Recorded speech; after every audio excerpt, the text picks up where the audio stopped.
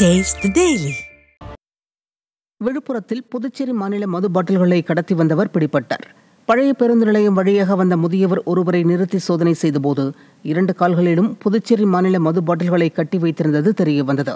விசாரணையில் அவர் விழுப்புரம் மருதுரை சேர்ந்த 62 வயதான முரளி என்பது தெரியவந்த நிலையில் அவர் பிடிப்பட்டதுடன் கடத்தப்பட்ட 60 மது பாட்டில்களும் பறிமுதல் செய்யப்பட்டது.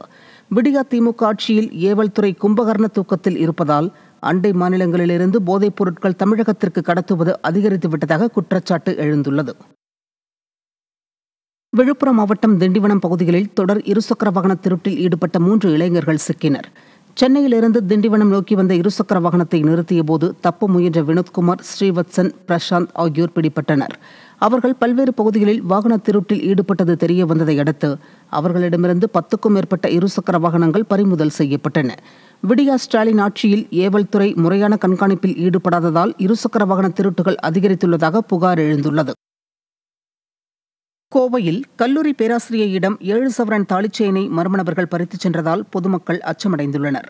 சுந்தராபுரம் காந்திநகரில் வசிக்கும் ரஜினி தெரஸ் ஃபாத்திமா என்பவர் தனது வீட்டின் அருகே உள்ள மளிகை கடைக்கு சென்றபோது இருசக்கர வாகனத்தில் வந்த மர்ம நபர்கள் இருவர் அவரது கழுத்தில் அணிந்திருந்த 7 சவரன் தாலிச்செயினை பறித்துச் சென்றனர். கொள்ளை அதிகரித்துவிட்டதாக பிரதான எதிர்க்கட்சி குற்றம் சாட்டி எச்சரித்த போதும் விடியா திமுக ஆட்சியின் ஏவல் துறை விழித்துக் கொள்ளவில்லை என மக்கள் குற்றம் சாட்டுகின்றனர்.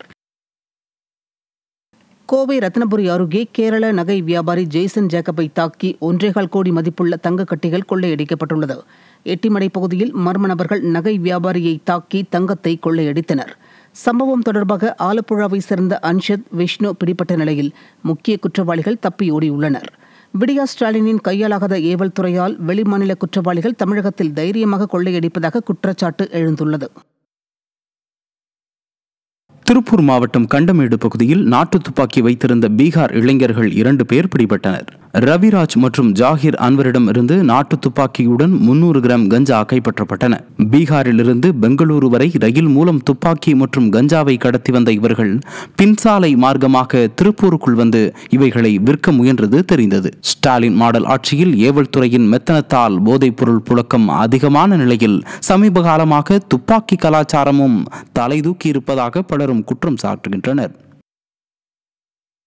விழுப்புரம் மாவட்டம் திருவெண்ணைநல்லூர் அரசு மதுபான கடையில் விடியா அரசின் ஏவல் துறையினர் கையூட்டு பெறும் வீடியோ காட்சிகள் வெளியாகியுள்ளது. திருவெண்ணைநல்லூர் காவல் நிலைய தலைமை காவலரான பரந்தாமன் இரவு நேரத்தில் அப்பகுதியில் அமைந்துள்ள டாஸ்மாக் கடையில் ஊழியரிடம் இருந்து பணம் பெற்றுள்ளார்.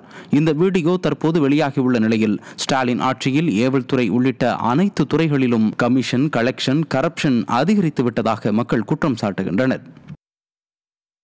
தென்காசி அருகே திமுக பேரூராட்சி மன்ற தலைவரின் கணவர் சாலை மறியலில் ஈடுபட்டு போக்குவரத்திற்கு இடையூறு செய்ததால் பொதுமக்கள் பாதிக்கப்பட்டனர். ஆலங்குளம் பேரூராட்சி மன்ற தலைவரான திமுகவை சேர்ந்த சுதாவின் கணவர் மோகன்லால் உள்ளிட்ட 3 பேர் திடீரென தென்காசி திருநெல்வேலி 4 வழி சாலையில் தனது இருசக்கர வாகனத்தை நிறுத்திவிட்டு சாலையில் படுத்து மறியலில் ஈடுபட்டுள்ளனர். பொதுமக்களுக்கு இடையூறு செய்ததாக 3 பேர் மீதும் வழக்கு பதிவு செய்யப்பட்டுள்ள நிலையில் விடியா திமுக உடன்பிறப்புகள் ஆளுங்கட்சி என்ற திமிரில் செய்யும் அட்டகாசத்திற்கு அளவே இல்லாமல் போனதாக பொதுமக்கள் குற்றம் சாட்டியுள்ளனர்.